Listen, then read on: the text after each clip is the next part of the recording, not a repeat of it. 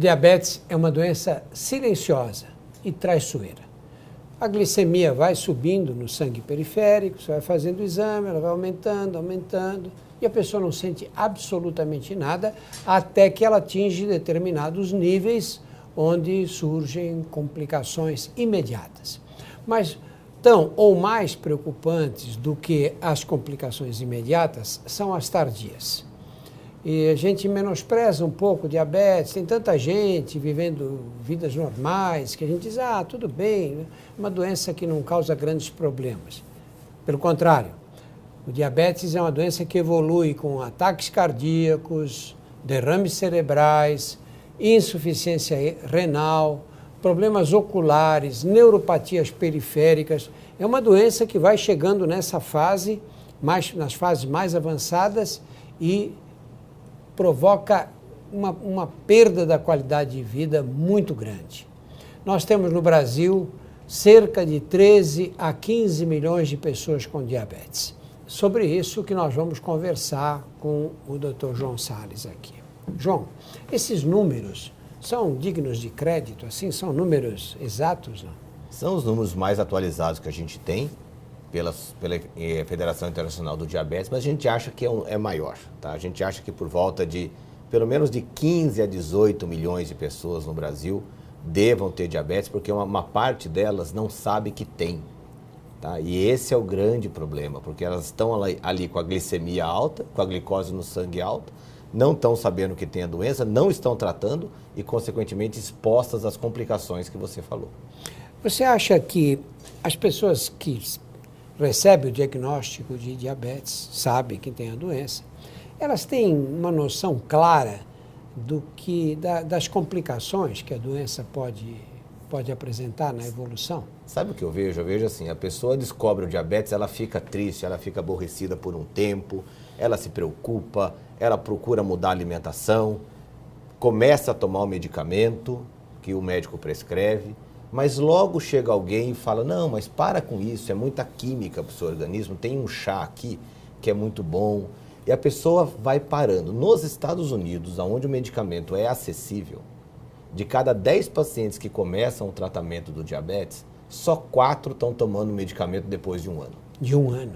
Então as pessoas se preocupam no começo, procuram fazer reeducação alimentar, atividade física regular, mas o que acontece? Com o tempo, como a doença não apresenta sinais de piora imediato, elas vão abandonando o tratamento, param de sentir o que estava sentindo no início da doença e, consequentemente, a glicemia volta a subir e elas ficam de novo expostas às complicações. E quais são essas complicações por causa da elevação da glicemia? Drauzio, o diabetes aumenta em até 4 vezes o risco de infarto e de AVC, de derrame. E este número na mulher após a menopausa chega a ser até de 10 vezes. Hoje a mulher após a menopausa tem mais risco de doença cardiovascular do que o homem, e esse risco na mulher que tem diabetes, o risco é maior ainda, chega a dobrar, mais do que dobrar. Então, o risco de doença cardiovascular é muito grande, o risco de insuficiência cardíaca é muito grande e as pessoas não fazem diagnóstico, às vezes estão cansadas, estão com alguma dispneia, alguma falta de ar e põem a culpa em outras coisas. O risco de problema renal, outra doença extremamente silenciosa e vai fazendo com que o rim vá diminuindo a sua função até chegar na diálise. Antigamente, hipertensão ainda causava mais problema do renal para diálise do que diabetes. Hoje é mais ou menos a mesma coisa.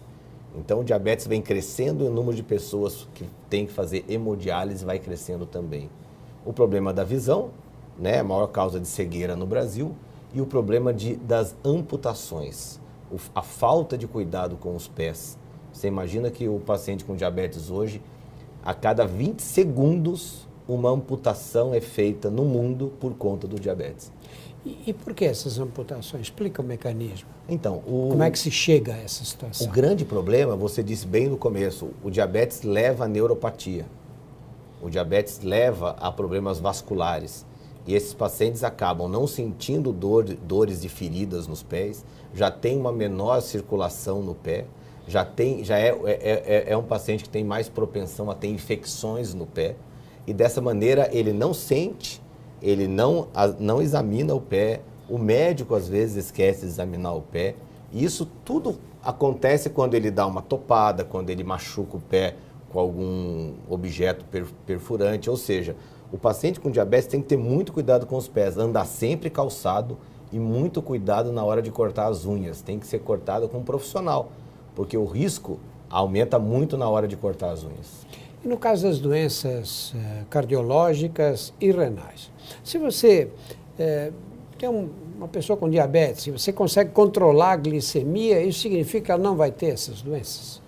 Essas complicações? É, uma boa pergunta. Controlar a glicemia é um primeiro passo. Essa pessoa tem que controlar a glicemia, controlar a hipertensão e controlar os níveis de colesterol do sangue.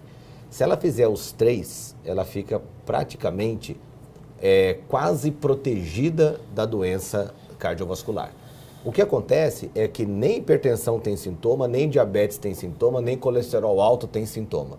E automaticamente essas pessoas não entendem que o medicamento para essas três doenças deve ser contínuo. E chega no meio do tratamento, elas param.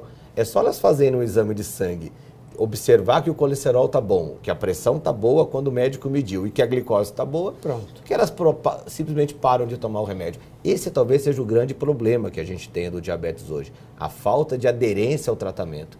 Então, se o médico prescrever o remédio, mantenha o uso e faça exames pelo menos 3 vezes ao ano para saber se o controle está adequado. Olha, nós tínhamos, até a década de 30, não se sabia que a insulina existia. Exato. Né? Então as pessoas tinham diabetes, iam tendo as complicações e morriam, né? Exato. Não havia como controlar. E o controle era a dieta, nem atividade física se falava nessa época. Aí foi descoberta a insulina, começamos a dar insulina para os doentes. Né? Como é que o tratamento evoluiu da insulina exclusiva, como única possibilidade de tratamento, para hoje? Olha, vou te dar um número interessante. Até o ano 2000, nós tínhamos 3 medicamentos para tratar diabetes. 3. Hoje, 18 anos depois, nós temos mais de 40 compostos novos para tratar diabetes. E são medicamentos que não estão agora só simplesmente tratando a glicemia, como a insulina faz. A insulina baixa a glicose. Esses medicamentos hoje, eles não só diminuem a glicose, como eles vêm mostrando que eles diminuem o risco da pessoa ter infarto, o risco da pessoa se internar por um problema de insuficiência cardíaca, o risco da pessoa ter problema renal. Mas a gente não pode nunca esquecer da importância da reeducação alimentar e nem da atividade física. São 2 pilares no tratamento do diabetes. O diabetes é como se fosse uma cadeira com 4 pernas. É importante, cada perna dessa é educação em diabetes, saber o que é a doença, saber como que ela se comporta, saber como a gente faz para combater, o uso da atividade física regular, o uso da reeducação alimentar e a manutenção do tratamento médico. Com essas 4 pernas bem firmes, o paciente fica sentadinho na cadeira e tem uma qualidade de vida, uma quantidade de vida muito boa. Agora, se tira qualquer perna da cadeira, a cadeira cai. A cadeira é a saúde do paciente com diabetes. Então, esses 4 pilares são fundamentais para que a gente possa conviver com uma doença que não tem cura, mas tem controle e tem um arsenal terapêutico muito bom hoje. Você disse que tem esses 4 pilares, né? É mais fácil você conseguir que os pacientes tomem essas medicações que protegem, que controlam a glicemia, protegem contra doenças cardiovasculares e renais, tomem regularmente, todos os dias, e, ao mesmo tempo, controlem a alimentação e façam exercício? A parte da alimentação e do exercício é a mais difícil. Eu sempre falo para eles, olha, o medicamento que você está tomando é muito bom, te ajuda muito, mas você pode me ajudar mais ainda e se ajudar fazendo a reeducação alimentar e fazendo atividade física. E as pessoas objetivam atividades físicas impossíveis de serem feitas. Mas eu não tenho tempo de ir na academia. Não, mas você pode caminhar. Isso é fundamental. E outro problema é a reeducação alimentar. As pessoas com diabetes põem na cabeça que elas não podem comer nada que dá debaixo da terra, não pode comer cenoura, não pode comer beterraba, não pode comer batata, não pode comer mandioca, não pode comer arroz, não pode comer pão, ou seja, e não pode comer muita fruta. O que acontece? Eles falam, quer saber? Já que eu não posso comer tudo, eu vou comer mesmo. E isso está errado. O paciente com diabetes pode comer um pouco de carboidrato, pode comer proteína, Mas ele tem que ter uma dieta com menos gordura, com menos açúcar, mais verduras, mais legumes, evitar a quantidade de sucos, né? Usando o suco daqui, use a fruta. Coma a fruta, com moderação, mas coma a fruta, evite os sucos. Então, são pequenas coisas que a reeducação alimentar já vai ser muito importante para esse paciente. Como é que você pode ter medicamentos que controlam a glicemia e reduzem o risco de doença cardiovascular e renal? Porque se você só controlar a glicemia, você não está atuando nas outras doenças. Como é que um medicamento só pode fazer? Pois é, essa foi uma grata surpresa, né? Em 2012, a gente teve a chegada no Brasil de medicamentos que ajudavam o controle do diabetes, expulsando o excesso de glicose do sangue pela urina. Coisa que se nós falássemos há 20 anos atrás isso, meu Deus, como que você vai tratar o diabetes aumentando a glicose na urina? E quando isso acontece, quando o medicamento favorece essa excreção de glicose na urina, ele favorece também a excreção de glicose, que é energético, ou seja, ele urina a glicose e perde peso. A excreção de sódio ajuda no controle da hipertensão arterial. E aí é interessante porque diminuindo a quantidade de glicose, sódio e água no organismo, o trabalho do rim fica menor, fica melhor, ele tem menos trabalho para metabolizar todos os nutrientes e todas as escórias que nós temos. Então, o fato de jogar a glicose fora pela urina ajuda no rim e também ajuda no coração, porque o coração, ele é um órgão que tem uma quantidade, ele precisa de muita energia da glicose, precisa de muita energia dos ácidos graxos, que são as moléculas de gordura. Tem que bater 70 vezes, 60 vezes por minuto. Quantos anos?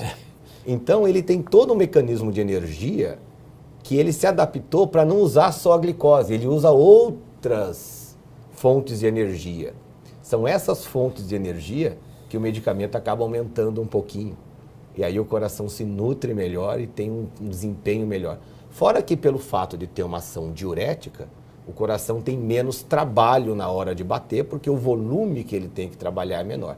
Então, era um medicamento que simplesmente abaixava a glicose porque se urinava a glicose, e daqui a pouco se descobriu que ele já perdia peso, que ele melhorava a hipertensão e melhorava o rim.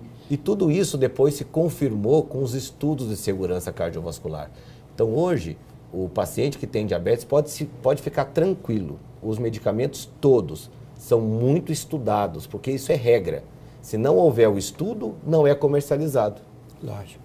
Então, os medicamentos são seguros, são efetivos e ajudam o paciente como um todo.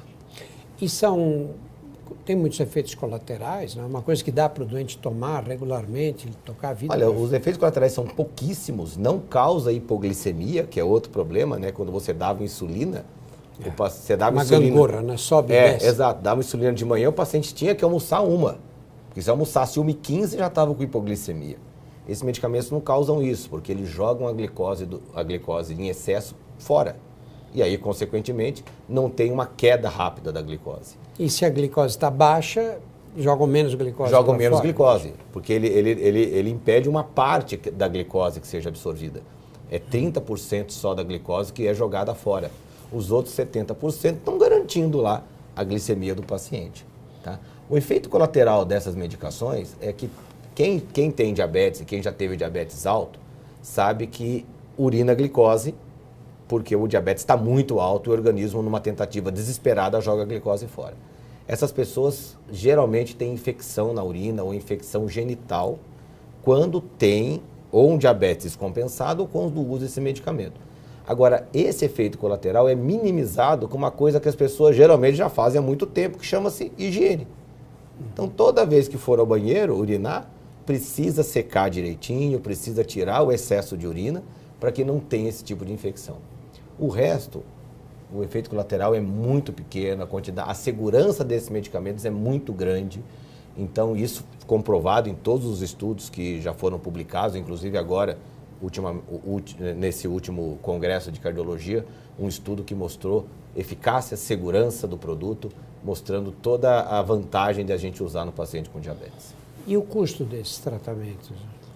Ainda para o brasileiro é um custo alto, não é um custo muito elevado, mas é um custo que para a população de baixa renda ainda é um custo mais alto. Mas a Sociedade Brasileira de Diabetes, a gente está brigando muito para que o governo entenda a importância desses medicamentos e coloque isso na rede, na rede pública, no SUS, porque o benefício que esses medicamentos estão trazendo para os pacientes não deve ser desprezado pelos dirigentes de saúde. Mas não sai mais barato você tratar a doença dessa forma mais abrangente do que esperar ter ataques cardíacos, derrames cerebrais? Pra você ter uma ideia, cada internação por infarto, né, entre internar, ficar na UTI, receber o tratamento, às vezes por cateterismo ou por colocação de stent, sai por volta de R$70 mil.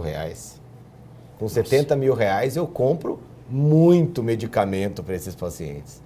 Então sai mais barato, sim, controlar o diabetes com um medicamento que age como um todo e dessa maneira evitar um gasto lá na frente. Então é isso que a gente está tentando mostrar para os dirigentes de saúde, para as pessoas que cuidam da nossa saúde, que vale a pena o uso dos medicamentos de uma maneira mais efetiva para evitar as complicações. Como é que você vê o tratamento do diabetes agora, daqui em diante? Para onde ele vai? Olha, que caminhos ele vai percorrer? Eu vejo com muito bons olhos, eu vejo uma evolução muito grande no tratamento do diabetes nos próximos anos e, se Deus quiser, uma menor taxa de complicação. A nossa missão é diminuir as complicações do diabetes, não é curar a doença, mas é diminuir as complicações. E para diminuir as complicações, a gente precisa de um aliado muito grande, o paciente. E o paciente, ele não pode ser tão passivo assim.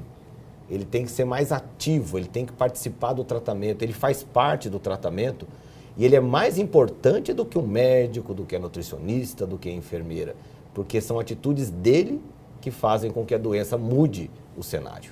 Você acha que nós vamos, no futuro próximo, ou a médio prazo pelo menos, ter uma pessoa que é diagnosticada com diabetes ao redor dos 40 e poucos anos e ter uma expectativa de vida igual a de quem não tem diabetes? Já. A gente já vai ter isso muito curto prazo. O diabetes não é mais uma sentença de morte. O diabetes é hoje uma doença perfeitamente controlável e que a gente consegue evitar as complicações. Então, na verdade, eu até brinco com meus pacientes, olha, pelo menos você ficou sabendo que tem diabetes. E a pessoa que não sabe está exposta ao perigo sem saber. Você sabe que tem diabetes e se você se cuidar direito, você vai ter uma quantidade de vida e qualidade de vida. Eu só não entendo aquelas pessoas que falam, não, eu não tenho diabetes, eu posso comer de tudo. Não é assim. Não tem diabetes, mas tem obesidade, tem hipertensão, só não tem diabetes por um acaso. Por enquanto. Né? Por enquanto, daqui a pouco vai ter. Então, a reeducação alimentar, a atividade física, não é exclusiva do paciente com diabetes, é para todos. Tá? Mas quem tem diabetes sabe que tem que fazer isso e, consequentemente, vai viver muito mais, porque vai se controlar muito mais. Você acha que as pessoas que estão na faixa intermediária, aí, a glicemia 110, 120, um risco alto de desenvolver diabetes, elas poderão se beneficiar de tratamentos desse tipo? Né? Eu acho que sim. Essas pessoas, ainda a gente não tem estudos com essas drogas nessas pessoas. Está saindo do forno, mas daqui a pouco a gente vai ter. Mas essas pessoas que estão entre 100 e 125 de glicose, têm o famoso pré-diabetes. Tá? Recentemente o Ibope fez uma pesquisa mostrando que 57% das pessoas que têm diabetes hoje não sabiam que tinham pré-diabetes. E que 46% dos brasileiros desconhecem a entidade pré-diabetes. É uma entidade séria, como o nome já diz, é um pré-diabetes, a pessoa tem o risco muito alto de ter a doença e ela tem que saber se tem pré-diabetes ou não. E aquela coisa, né, que o brasileiro tem muito, não, eu nem vou fazer exame porque quem procura acha. Não, quem procura encontra a saúde, né? Então isso é fundamental. Então quem tem mais de 40 anos, tem obesidade abdominal, tem a barriguinha, tem hipertensão arterial, já teve algum problema cardiovascular, como um infarto, ou um AVC, ou alguma coisa vascular, quem tem triglicérides alto, essa pessoa está no risco de ter pré-diabetes. Vai no posto de saúde, conversa com o clínico, pede uma glicemia para ele E se a glicemia vier entre 100 e 125, cuide-se, perca peso. Comece a fazer reeducação alimentar. Isso muda a sua vida. Você deixa de ter uma doença por duas atitudes simples, reeducação alimentar e atividade física. Quer dizer, não é um destino obrigatório. De jeito nenhum. E não é um destino obrigatório. As pessoas só têm que saber que elas estão em risco. Outro risco para pré-diabetes é a mulher que teve diabetes na gestação, né? Antigamente não se fazia glicemia na gestação, não tinha um pré-natal tão completo como a gente tem hoje. Então a dica para a pessoa, para a mulher, que será que eu tenho pré-diabetes ou não? Será que eu tive diabetes gestacional? Teve filho com mais de 4 quilos, certamente teve diabetes gestacional. E se você teve filho com mais de 4 quilos, após a menopausa você tem um risco muito grande de ter diabetes. Vá procurar ajuda, vá procurar saber se você tem ou não para se cuidar o mais rápido possível. Muito obrigado, João. Obrigado. Olha, você vê então que diabetes não é uma sentença, né? Você adquiriu a doença, vai morrer com complicações terríveis. Não é obrigatório. E que o fundamental, por essa conversa com o Dr. João ficou claro, é você, primeiro, estilo de vida. Você tem que cuidar da dieta e fazer atividade física. Isso é obrigatório. Felizmente, hoje nós temos medicamentos que permitem que as pessoas com diabetes levem uma vida completamente normal e não fiquem sujeitas às complicações terríveis do passado. Muito obrigado. Muito obrigado, João. Obrigado a você.